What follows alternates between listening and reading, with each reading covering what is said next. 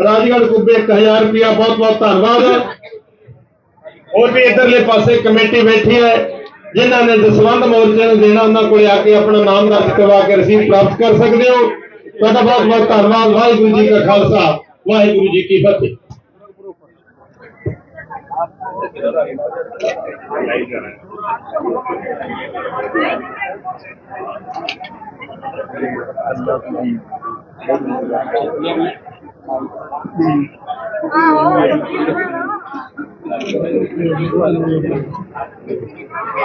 किसानों की लूट बढ़ी है। और माननीय गृह मंत्री जी, एक बात आपको हम और कहना चाह रहे हैं। अगर आपके सरकार के डाटा की बात करें तो पिछले 4 सालों में जितना बजट हमारे देश के वित्त मंत्रालय ने कृषि मंत्रालय को दिया था, किसानों के लिए काम करने के लिए दिया था, पिछले 4 सालों में उसमें से भी 1 लाख करोड़ रुपया साल के आखिर में कृषि मंत्रालय ने वित्त मंत्रालय को लौटा दिया। जो वित्त मंत्रालय ने पैसा दिया किसानों के लिए, आपकी सरकार ने उसे भी खर्च नहीं किया। अगर आपकी नीति और नीयत सही होती तो 1 लाख करोड़ रुपए में देश के किसानों के लिए एमएसपी गारंटी कानून बनाया जा सकता था। लेकिन आपके अंदर राजनीतिक इच्छा शक्ति नहीं है।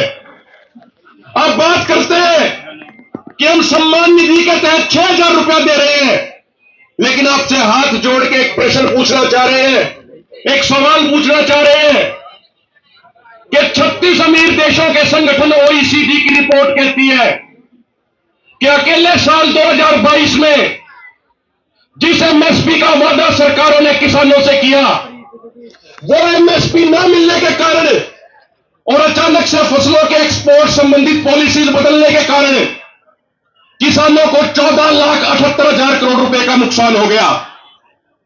2023 की ओईसीडी की रिपोर्ट कह रही है अचानक से एक्सपोर्ट संबंधित इंपोर्ट संबंधित पॉलिसीज बदलने के कारण, आपकी गलत नीतियों के कारण किसानों को $120 बिलियन यानी 8,40,000 करोड़ रुपए का नुकसान हो गया। मैं ज्यादा नहीं बोलना चाहता। डल्लेवाल साहब ने बहुत सारे पॉइंट लिखवाए थे, लेकिन डॉक्टरों ने कहा है कि ज्यादा स्पीकर नहीं चलाने, डल्लेवाल साहब को समस्या होती है। और आपको भी पता है कि हमने मंच से कोई भी वक्ता नहीं बोलता, डल्लेवाल साहब ही बोले हैं, तो उनकी भावनाओं को ही बयान करने का काम किया है। और हम यह भी कहना चाह रहे हैं माननीय गृह मंत्री जी से, माननीय गृह मंत्री जी, आपका आंकड़ा यह कहता है कि अगर 2020-21 की बात करें तो जो खेती बजट था वो टोटल बजट का 4.4% था, और 2023-24 में वो घट के 2.56% हो गया। यानी आपके कार्यकालों में खेती का बजट लगातार घटाया जा रहा है। इसलिए प्रार्थना है दोनों फोरमों की तरफ से माननीय गृह मंत्री जी से कि देश का पेट भरने वाले एक साधारण किसान, हम सब के आदरणीय किसान नेता आदरणीय जगजीत सिंह डल्लेवाल जी के अनशन का आज 21वां दिन है। देश का पेट भरने वाले 21 दिनों से खुद भूखे बैठने पे मजबूर हैं। हम कहना चाहते हैं माननीय गृह मंत्री जी को, गृह मंत्री जी, ये अनर्गल बयानबाजी करके देश को बहकाने की बजाय बड़े सत्कार के साथ, बड़े सम्मान के साथ आपसे प्रार्थना करना चाह रहे हैं कि जो वादा 2011 में मोदी जी ने किया था वो वादा पूरा करके एमएसपी गारंटी कानून बढ़ा दीजिए। यही संदेश सरदार जगजीत सिंह डल्लेवाल जी की तरफ से हमारी केंद्र सरकार और हमारे गृह मंत्री को है। और अगर सरकार चाहती है हमसे इन मुद्दों के ऊपर बहस करना आंकड़ों के साथ, तो एसकेएम नॉन पॉलिटिकल और केएमएम बहस करने को तैयार है एक आंकड़े के ऊपर। आप समय बताइए माननीय गृह मंत्री जी, आप डेट बताइए गृह मंत्री जी, आप स्थान बताइए गृह मंत्री जी। समय आपका, स्थान आपका, डेट आपकी, सारे आंकड़ों के साथ, एक एक चीज के जवाब के साथ आपके साथ बहस करने को तैयार है। और इस खुले मंच से कहना चाह रहे हैं ये लोकतंत्र का चौथा स्तंभ, ये मीडिया यहां मौजूद है। हम सरदार जगजीत सिंह डल्लेवाल जी की तरफ से एक बात कहना चाह रहे हैं, इस मीडिया के चौथे स्तंभ के सामने सरकार हमारे मुद्दों के ऊपर हमसे खुली बहस कर ले, तर्कों के साथ सरकार के हर सवाल का जवाब देंगे। हम सड़क पे भी मजबूत हैं और टेबल पे भी मजबूत हैं।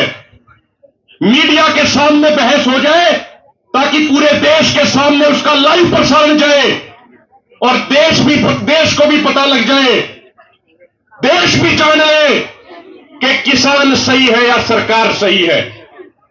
मैं उम्मीद करता हूं हमारे देश के गृह मंत्री जी हमारे दोनों फोरमों की तरफ से और सरदार जगजीत सिंह डल्लेवाल जी की तरफ से हमारे इस खुली बहस के न्योते को स्वीकार करेंगे। माननीय गृह मंत्री जी, आपका इंतजार रहेगा कि कब आप हमें खुली बहस के लिए डेट बताओगे, स्थान बताओगे, जगह बताओगे। हम बड़े ही सत्कार के साथ, बड़े ही सम्मान के साथ एक एक चीज पे आपके साथ, आपके मंत्रियों के साथ बहस करने को तैयार है। आप तय कर लीजिए कि आपको हमसे चर्चा करनी है या नहीं करनी है। हम हमारी तरफ से बहस करने के लिए तैयार है। बहुत बहुत